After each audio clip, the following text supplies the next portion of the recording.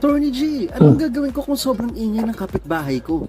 Kung mahilig kayo magsigawan, magkantahan, o kaya namang kargado mga tambucho ninyo, ang video na to ay para sa inyo. Unang-una, maliwanag sa ating civil code na ang noise pollution ay isang public nuisance. Kaya pwede mo siyang patigilin, ireklamo, o kaya naman pagbayarin ng danyos kung kinakailangan. Pangalawa, dahil sa Clean Air Act, meron ng itinatag na noise standards ang DNR at dapat ipatupad ito ng lokal na pamahalaan, rural man or urban areas yan.